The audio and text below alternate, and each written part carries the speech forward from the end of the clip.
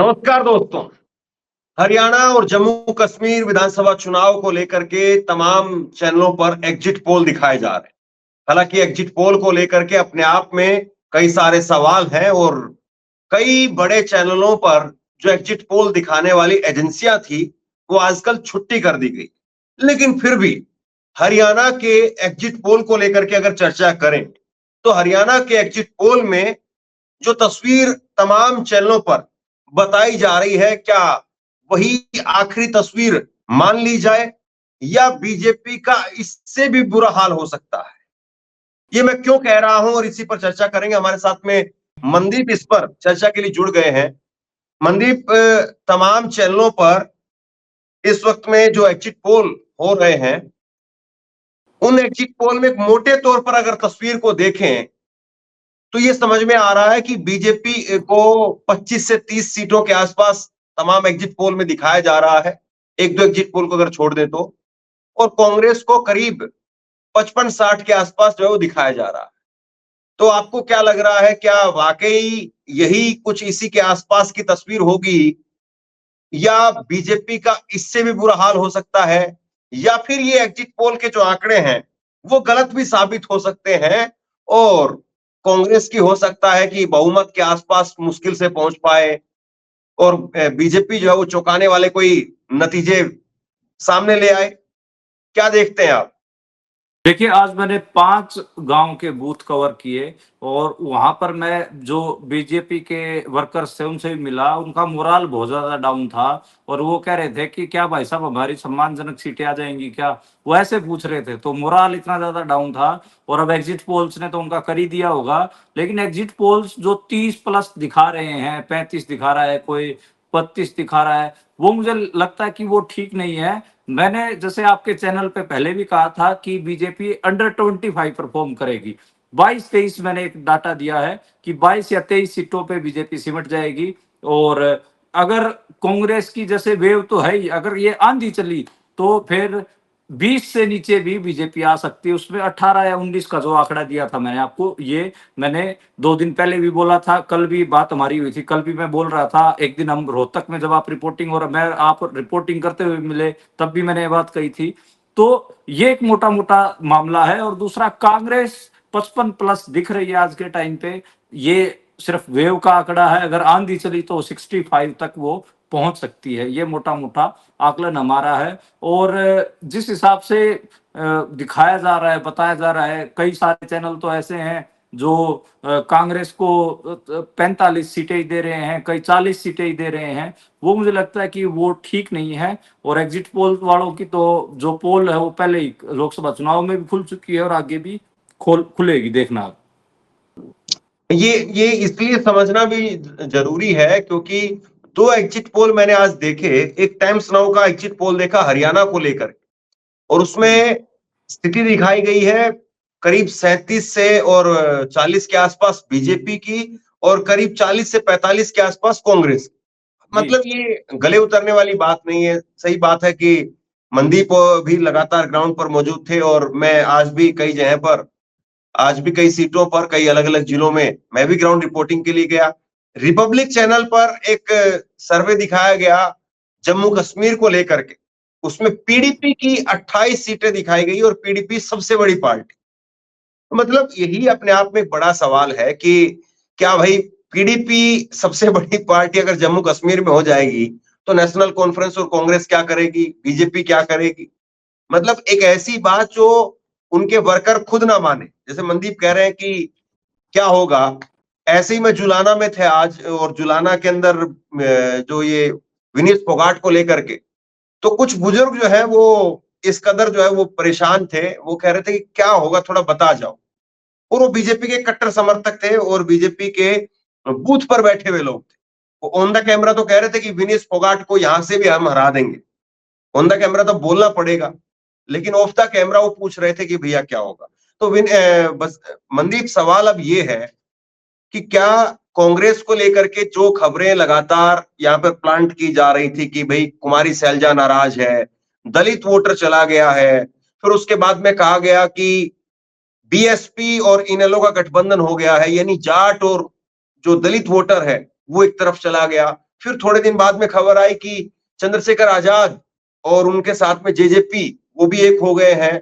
तो कुल मिलाकर के ये हुआ कि ये बी टीम, सी टीम, ए टीम, ये करके कि जाट और जो दलित वोटर है वो कुछ तो चला जाएगा बीएसपी इनेलो के गठबंधन में, कुछ चला जाएगा जेजेपी और चंद्रशेखर आजाद के साथ में, और कुछ जो है वो कुमारी सैलजा वाला टॉपिक का जो उछाला गया उसकी वजह से, और फिर बीजेपी अपना अच्छी खासी स्थिति बना लेगी।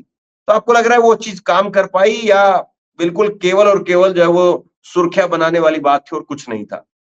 देखो, सही पकड़ा आपने धर्मेंद्र भाई कि ये चुनाव वैसे बीजेपी ने 3 स्तर पे उठाने की कोशिश की थी। पहला गेम यही था कि जेजेपी वाला और जो चंद्रशेखर आजाद वाला अलायंस और बीएसपी वाला, और यही था कि दलित वोटों में से सेंध मारी। दूसरा, जब कुमारी सैलजा का वो लेकर आए, कुमारी सैलजा के लेवल पे भी नहीं उठ पाए क्योंकि वो 26 सितंबर से चुनावी मैदान में आ गई और कांग्रेस के लिए रैलियां करने लगी।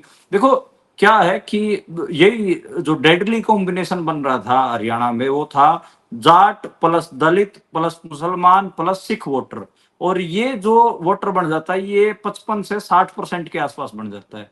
ये इतना डरा रहा था बीजेपी को कि अगर ये कंसोलिडेट हो रहा है तो हमारा गेम बिगड़ेगा, इसलिए वो दलित वोट बैंक में सेंधमारी करना चाह रहे थे।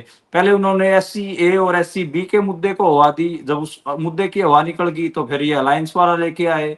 लेकिन चंद्रशेखर आजाद की क्रेडिबिलिटी इससे डाउन हुई है क्योंकि उन्होंने दुष्यंत चौटाला की पार्टी से समझौता किया। तीसरा जो एक हिसाब से कहें कि तीसरा मामला है जिसमें कुमारी सैलजा को इशू बना रहे थे तीसरे स्तर के ऊपर, वो भी उनसे नहीं हो पाया और वो भी उनका डाउन गया।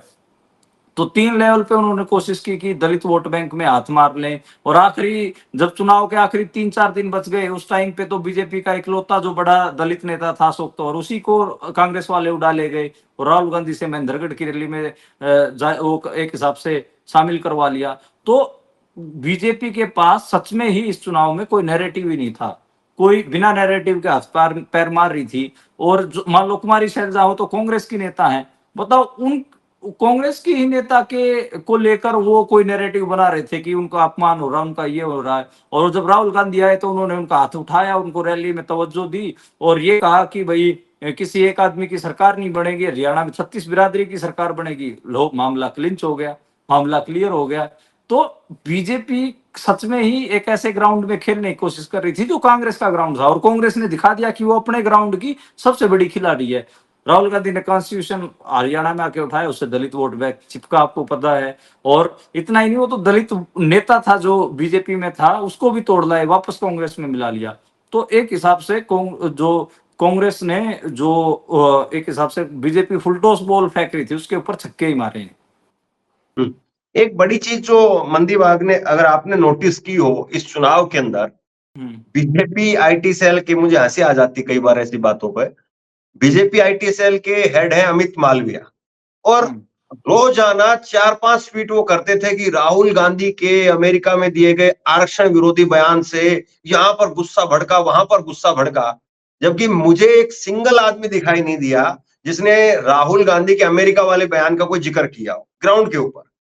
दूसरा जो आप कह रहे हैं कि ये डेडली कॉम्बिनेशन है कि दलित, जाट, फिर पंजाबी और मुस्लिम, तो करीब 20-22% जो है वो 22% के आसपास जाट हैं, 20% दलित हो गए, फिर 7-8% मुस्लिम है, 7-8% पंजाबी है। ये भी एक कोशिश की गई। मैं करेक्ट करना चाहूंगा, तकरीबन 25% जाट है और तकरीबन 22% दलित है, जो कि 47% हो जाता है। तकरीबन 5% मुसलमान है, वैसे 4.5% है, 4.45 है, और तकरीबन 6% सिख समुदाय, पंजाबी नहीं सिख समुदाय, तो पंजाबी तो अरोड़ा खत्री से समझ लेते हैं लोग, तो सिख समुदाय है।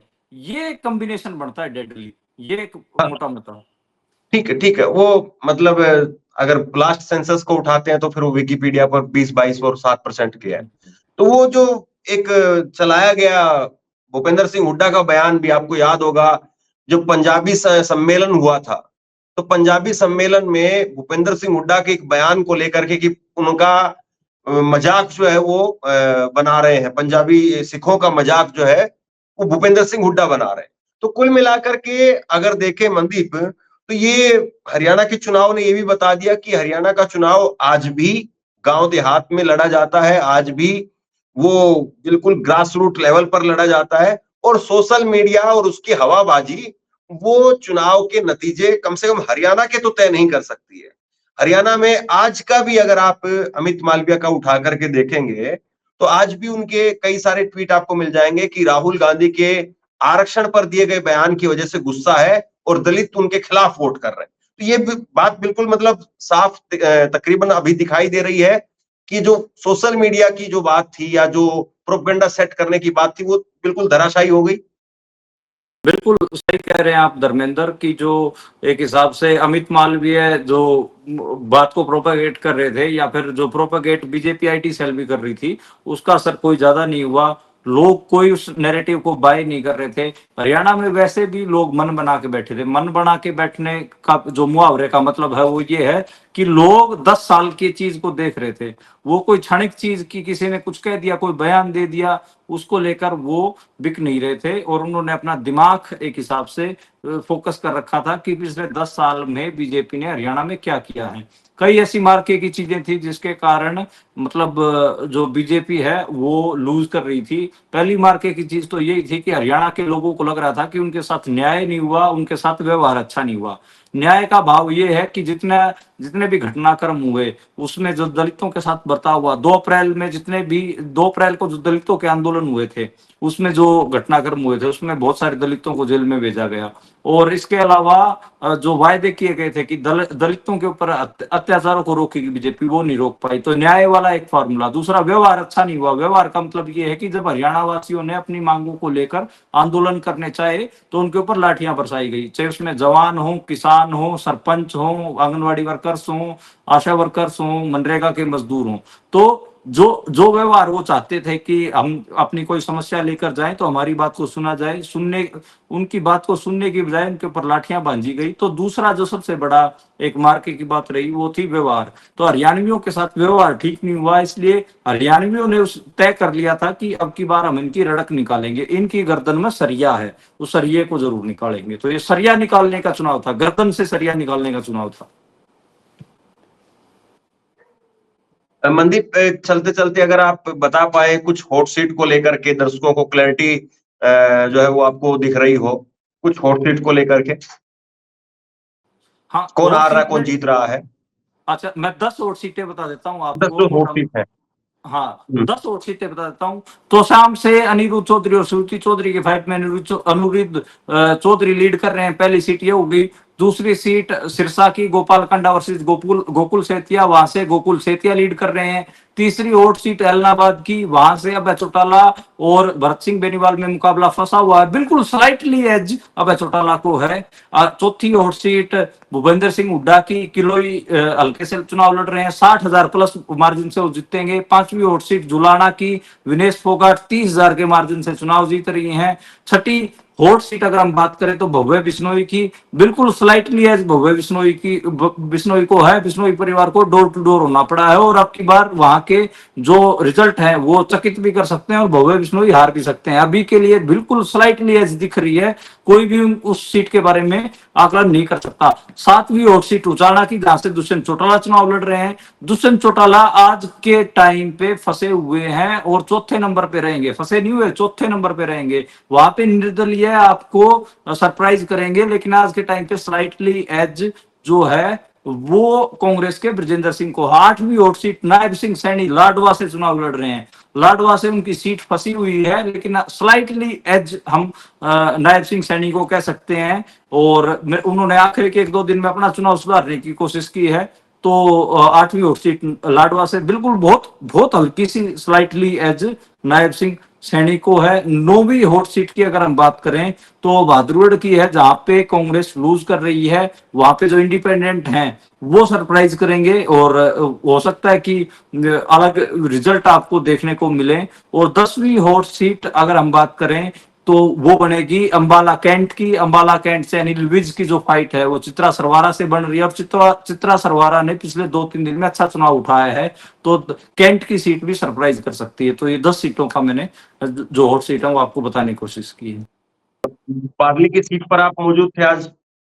बादली की सीट पे मौजूद था, यहाँ पर कुलदीप वत्स को स्लाइटली एज है, कुलदीप वत्स हल्का सा लीड कर रहे हैं। एक हॉट सीट अटेली की भी रहेगी, जो राव इंद्रजीत सिंह की बेटी हैं, वो चुनाव में वहां से लीड कर रही हैं, बीजेपी से प्रत्याशी हैं, लेकिन उनका मुकाबला वहां पर कांग्रेस से नहीं बल्कि आईएनएलडी बीएसपी के अलायंस से ठाकुर अतरलाल सिंह से है। ठाकुर अतरलाल सिंह अच्छा चुनाव लड़ रहे हैं। तो अब कुल मिलाकर के ये एग्जिट पोल का पिटारा जो है वो सामने आ गया है, और अब कल के दिन का इंतजार और उसके बाद परसों के दिन का इंतजार।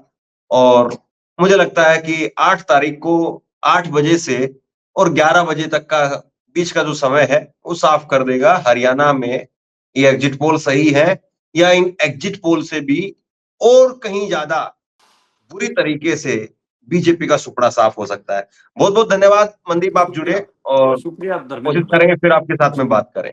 जी जी शुक्रिया भाई, बहुत बहुत धन्यवाद, थैंक यू। धन्यवाद भाई।